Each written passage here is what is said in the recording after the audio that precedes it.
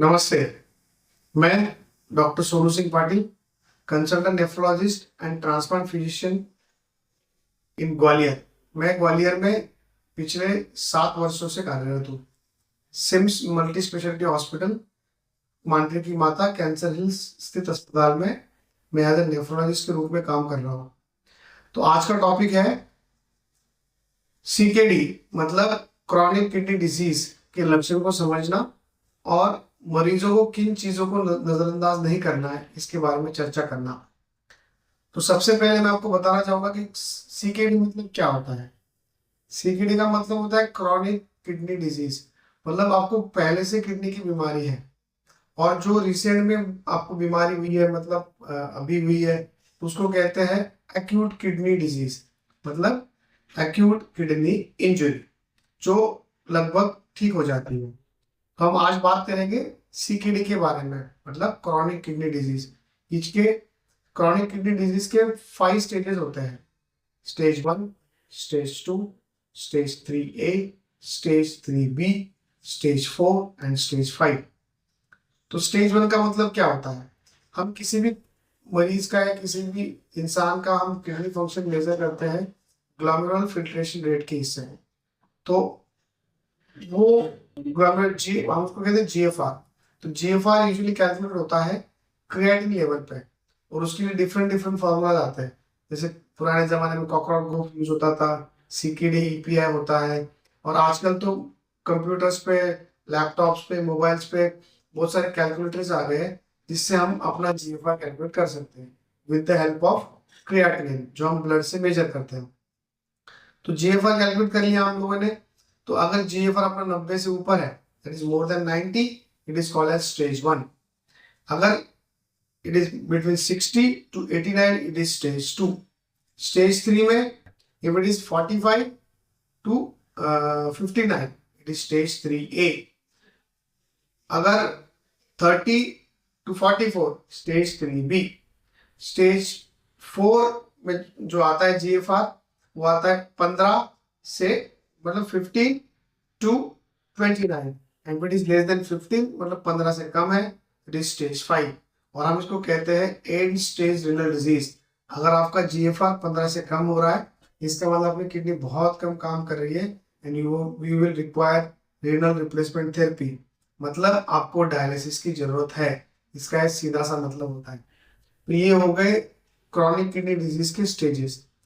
तो शुरुआती क्षणों में क्या क्या लक्षण होते हैं, किन किन चीजों को हमको नजरअंदाज नहीं करना चाहिए? तो जैसे पैरों में सूजन आना, हम उसको कहते हैं पेडल एडिमा। भूख नहीं लगना, एक्सेसिव कमजोरी लगना, थकावट महसूस करना, उल्टी जैसा मन करना, या फिर नींद नहीं आना, ये सब चीज। और सबसे इंपॉर्टेंट चीजें होती है जब हम रात को सोते हैं, तो यूजुअली बहुत सारे नॉर्मल लोग जो होते हैं रात को पेशाब के लिए नहीं उठते। अगर आप रात में 2-3 बार, यंग आदमी है, 2-3 बार, 4 बार अगर पेशाब के लिए उठ रहा है, तो मैं उनको जरूर सलाह दूंगा कि आप किडनी टेस्ट कराइए। बिल्कुल, इसको हम कहते हैं नॉक्चुरनल यूरिन नॉक्चुरिया। नॉक्चुरिया का मतलब रात को पेशाब ज्यादा आना। तो ये पहला सिम्टम होता है, तो उसको कभी भी नजरअंदाज ना करिए। अगर आपको रात में बहुत बार पेशाब आ रहा है, तो आपका चेकअप जरूर कराइए। दूसरी चीज, अनएक्सप्लेन फटीग, मतलब आपको पता नहीं कि आपको कितनी थकावट क्यों आ रही है। बहुत सारे लोग आते हैं कि डॉक्टर साहब हम कुछ बहुत ज्यादा ही थक जाते हैं, थोड़ा सा काम करते हैं बहुत ज्यादा थक जाते हैं। तो ये अनएक्सप्लेन फटीग, ये भी कारण हो सकता है। दूसरी चीज, जो पेशेंट्स होते हैं जिनको ब्लड प्रेशर है, डायबिटीज है, जिसको हम कहते हैं उच्च रक्तदाब या मधुमेह, अगर इन पेशेंट्स है तो उनको किडनी डिजीज होने की संभावना बहुत ज्यादा है। तो इन्हें अपनी चेकअप जरूर करना चाहिए, at least as per recommendation of KDIGO guideline, कि साल में एक बार आप चेक जरूर करिए। दूसरी चीज, ब्लड प्रेशर जो नॉर्मल लोग हैं जिनको पता नहीं है, उन्हें साल में एक बार जरूर अपना ब्लड प्रेशर चेक कराइए, शुगर चेक कराइए, यूरिन टेस्ट जरूर करवाइए। और जिनको पता है कि हमें किडनी की प्रॉब्लम है, आइदर वो सबसे अच्छी सलाह है तो किडनी डॉक्टर के संरक्षण में रहिए, या फिर रिपीटेडली अपना क्रिएटिन टेस्ट या अपना किडनी फंक्शन टेस्ट जरूर चेक करवाइए। दूसरी चीज, जो पेशेंट्स को डायलिसिस की जरूरत है, वो तो डायलिसिस किडनी स्पेशलिस्ट के संपर्क में रहिए, और उनसे किडनी ट्रांसप्लांट के बारे में भी सलाह लीजिए, क्योंकि किडनी पेशेंट्स के लिए ट्रांसप्लांट बहुत इंपॉर्टेंट चीज है। किडनी ट्रांसप्लांट के बाद आपका जीवन बदल जाएगा। If you have good kidney transplant will have better life.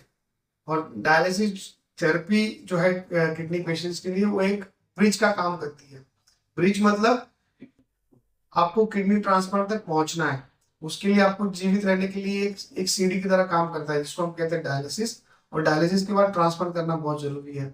तो मेरी सभी श्रोताओं से विनती है कि अगर आपको कोई भी लक्षण है जो मैंने बताया, तो वापस रिपीट कर रहा हूँ, पैरों पे सूजन आना, अनएक्सप्लेन फटीग मतलब बहुत ज्यादा थकावट महसूस करना, बॉडी एक होना, भूख नहीं लगना, नींद नहीं आना, उल्टी जैसा मन करना, पेशाब से खून आना या फिर पेशाब से झाग आना, ऐसी कोई भी समस्या है, या स्पेशली जब रात में आप बहुत बार यूरिन के लिए उठ रहे हैं, मतलब 3 बार 4 बार अगर आप उठ रहे हैं और आपके अनएक्सप्लेन वेट लॉस है, बीपी बढ़ रहा है, शुगर बढ़ रही है, तो कृपया आप अपना किडनी टेस्ट जरूर कराइए और ये पता करिए कि आप क्रॉनिक किडनी डिजीज में तो नहीं आ रहे हैं।